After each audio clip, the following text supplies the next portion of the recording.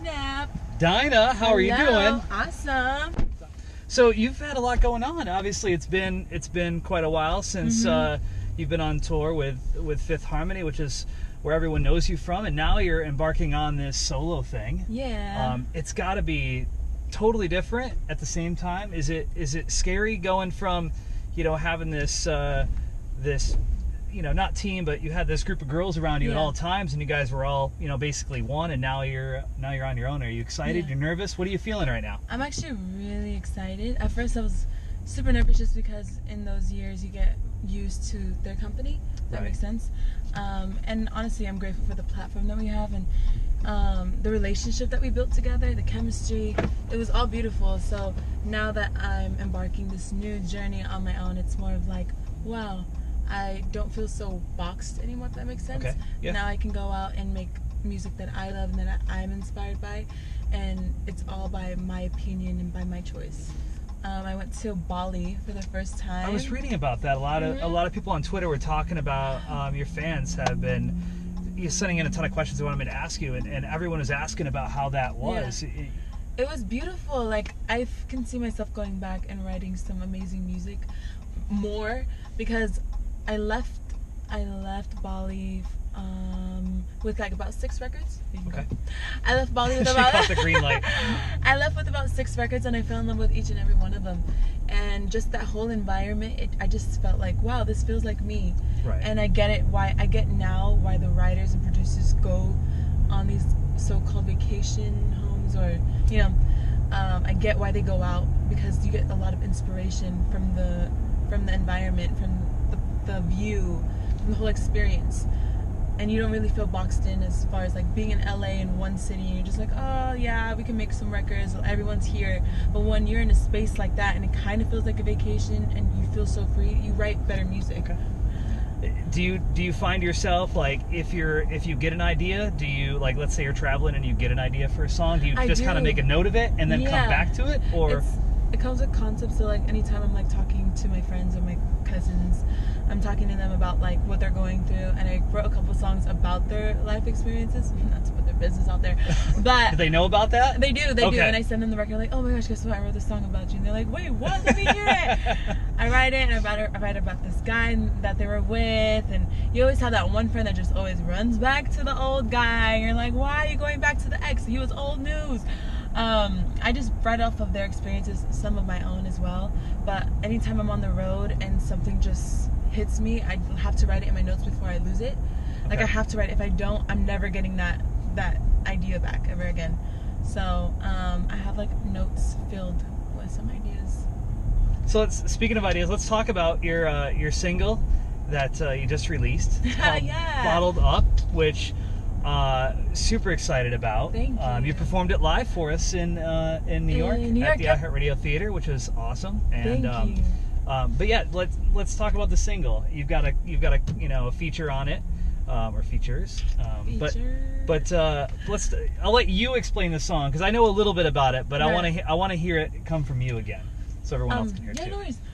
This record, it's all about interpretation, basically. So there's millions of ways that you can take the record. From my personal experience, I have a hard time bottling up my feelings. I would rather like suffer, like not telling you, and like let you think like everything's good, when in all I'm like low-key like in pain. I'm just like, I just don't want to say anything, because what if this happens and this happens? Okay. So I just found that very relatable, and I know a lot of people that do the same thing. I wrote this record with Marky Basie, and it just, I don't know where it came from, it just happened, and he started jotting it down, and then we just like branched off from there. So I know a lot of people that turn to certain things, where they turn to drinking and smoking to get their feelings out, because it's hard for them to confess their feelings to someone that they're into. So with that, I was like, oh, that's pretty relatable. I know a lot of people that do this stuff, and this record is just something that just feels so good. I personally feel like I could listen to this over and over, so I felt like this was a great introduction of stepping into who I am. Which will bring us to the next part. Let's talk about, obviously there's more music than just Bottled Up on the way. So what can you tell us about what Dinah Jane's album is going to sound like? Is it a lot of similar Bottled Up? bottled up sounds, or how's it vary? I wouldn't say I'm one dimension, so you can't really expect me to be like, oh my gosh, she's just gonna perform or have records only like bottled up. Okay. So there's a whole variety, I would say, but it also all in the same. It's all very cohesive because I don't want anything to steer off too far from it. But it's very cohesive, and it's just stepping into who I am as a person, or who I loved listening to growing up. So I was very inspired by a lot of 90s, 2000s artists, and I'm definitely incorporating that into my music. And it just feels like me. So I would say just expect the unexpected. Okay. Or even expect the expected, because I feel like some people know where I'm about to go, but I like to keep people on their toes. You're about to let everything out, right? Yeah, I love to keep people on their toes. They're like, so what's coming? I'm just like, just wait. Just hold on. What's the plan for when it's coming out and all that? You're gonna have to see. You're trying to get all this out. I gotta ask, right? Jeez. So you give us one song and it's like, you can't tease us with just one. Mm-hmm. I know your fans want more info. They want to hear more. They want to sample. They want everything. So I'm feeding them slowly. I'm just like, hey, But when Dinah Jane has a day off, what are you doing? Just to unwind. I have not had a day off in so long. Actually, my day off was yesterday, so I went to a football game. I went to the Patriots versus Lions. Oh. I thought the Patriots were going to win because Tom Brady always comes up towards the end, like on the second half. And you're a football fan, obviously. I don't know if you can tell, but I really thought they were going to come up on the second half. Anyways, that was like my day off. Okay. I was coming from Vegas, going straight to Detroit. Then from Detroit, I took a flight this morning to Atlanta, which took me to Wichita, which is in Kansas still, right? And then now I'm here.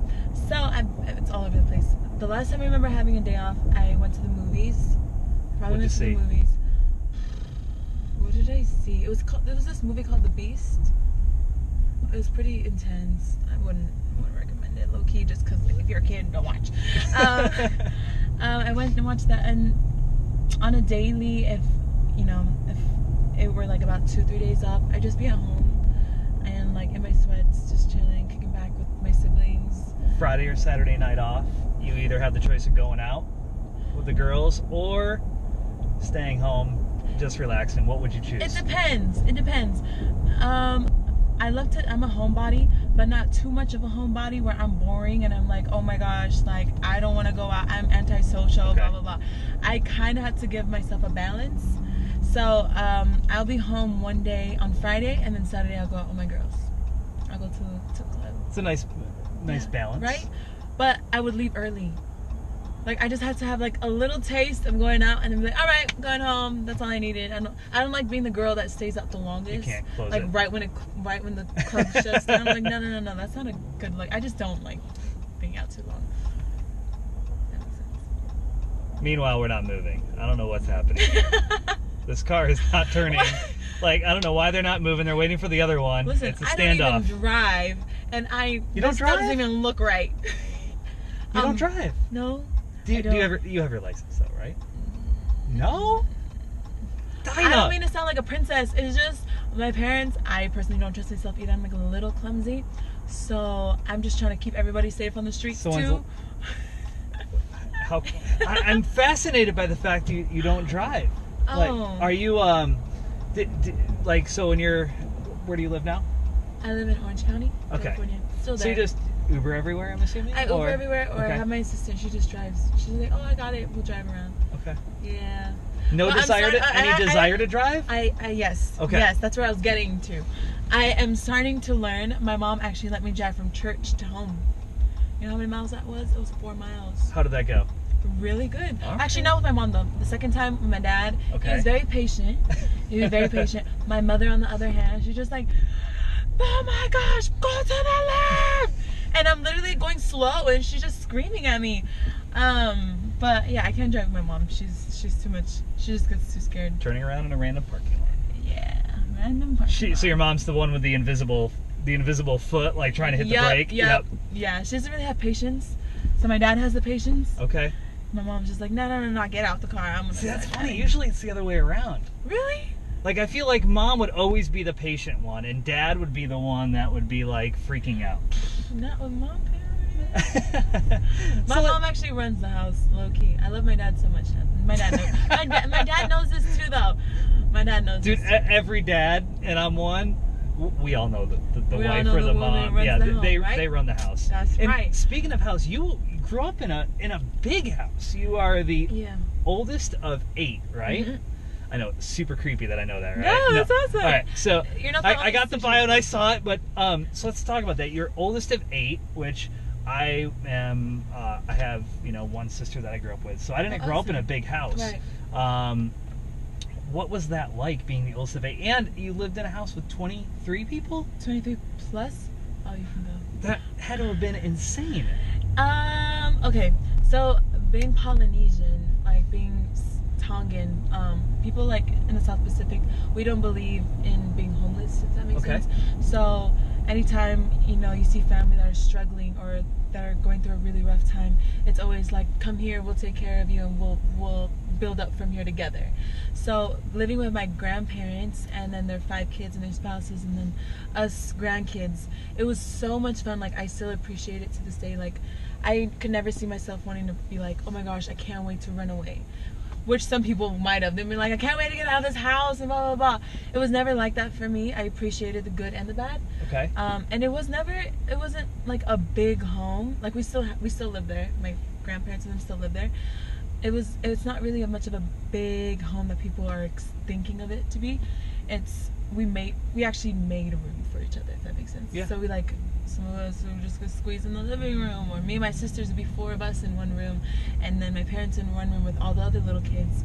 But we made room for each other, and we never looked at it like, oh my gosh, like, this is too much, like, I can't handle this. I'm sure that the ups were definitely more than the down. Obviously, there's probably moments where you wanted to get away and be by yourself, right. But having family by you all the time, like, one of my favorite things is family get-togethers, and they typically happen once a month, or every couple months, to celebrate birthdays and do all that kind of stuff, and everyone gets together, and it's one of my favorite things to do. I love it. My house is like always a holiday. But you had it every single day. I had it every day. Like, I'd leave school, come home, and then like all the kids are there, and we're just like, woo! And grandparents always know how to cook really well. My grandma, oh my gosh, my grandma cooks so good. And my grandpa, like, he's like the sports dude, so he always took me to go play tennis or play golf, and he just always wanted to do something active, and he just loves having his grandkids around him.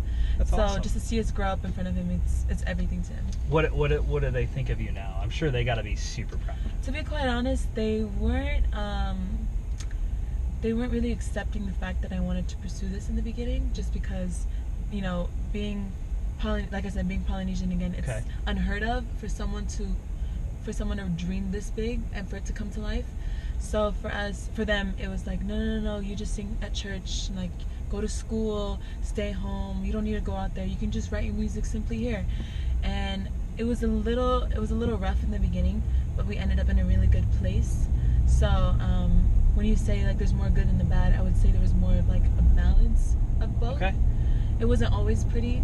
I would say, like, my family's my everything. Like, even though we've gone through those hardships, I've learned about forgiveness a lot, and I learned that with music, it united us as a whole. So my mom sings, her brothers sing, and they had like this little group back at church, and when I would try to come join, they would like just scoot me to the side and like, oh, you really know much, you're only like 4 years old, so you just wait your turn.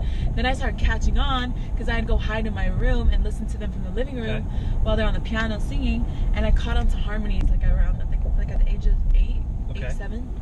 So it just became a thing quickly for me. So that's awesome. So were you always the not loud one, but I guess were you always trying to put on a show when you were younger? My grandma would force me to put on a show. My grandma would force me to put on a show.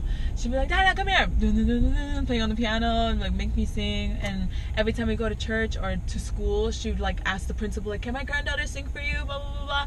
Like putting on a whole show. And I was more of the quiet one.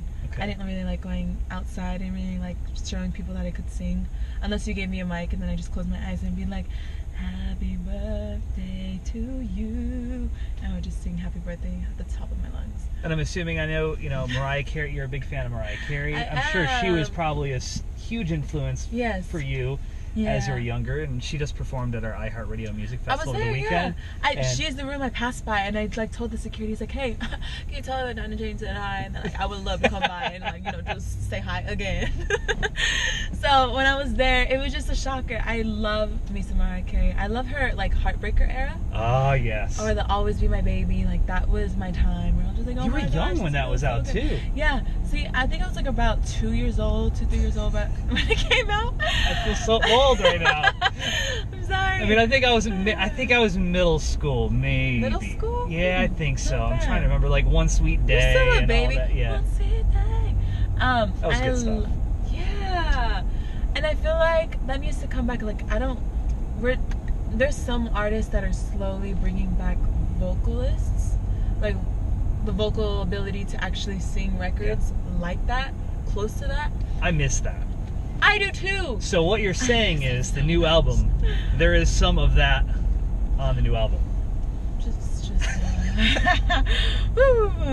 Just watch and see. Throwing it out there. I love records where you can just sing your butt off, and then I love records where you can just dance and twerk in your room and be like, hey. I don't know what that's like. No? No. I'll recommend you one song. You're gonna have to give me twerk lessons There's this first. record called Yes. There's a song called Bounce Out with that. Okay. Forgot who the artist was, but if you look it up, I know it'll pop up at the top. So it's really good. Check it out. I think we've covered everything. We've covered living in a big house. We've covered twerking. We've covered twerking because you're going to make me a video of you actually giving us a tutorial of how you twerk, and we'll try to twerk you. I can't even do the floss correctly. What's a floss? See, this is I know the butterfly. See, I'm so white. So the floss is that dance from Fortnite, where they're the hands kind of go in front and back and forth. Oh, this thing. Yes. I still don't know how to do that. I can't no, I can't do it at all. It's I can go slow motion and do it. Oh, look but at I'm this not buff guy. Oh shoot, he's mad today. I don't think he had a wedding ring on. And that's what happened. Oh, poor guy. Remember that time that Dinah Jane came to OKC and fell in love with a random guy without a shirt on the side of the road? Had a really good body though. She could probably, having a really rough day, just finish a long day of work, need some, water, use a pickup. Yeah, we covered a lot today. We did. We just passed a dude with no t-shirt. Yeah, welcome to Oklahoma. You don't see that every day here in Oklahoma, right? Oh, you see that every day in Oklahoma. Do you? Yeah. And it doesn't look like it does in, Malibu or Orange County or anywhere. Isn't Carrie Underwood from here? She is. She's from Chakotah, which is not too far from here. I ain't in Chakotah anymore. That would be a good collab. Yes. Actually, Carrie Underwood was my first album I ever bought. Really? Mm-hmm. Some Hearts. So you have a tie to Oklahoma now? I do. She was my first album, and then my second one was Beyonce's 4 album. What was the first concert you ever went to? Beyonce. Oh, that's a good one. It was her Miss Carter show, I believe. Well, Dinah, thank you for going for a drive. It was awesome. So much fun. You learned about me. Just got my whole life story in this car. It was fun. It was. But awesome. Thank you. Twerk video. Don't forget. I'm waiting. I'm gonna write that down right now.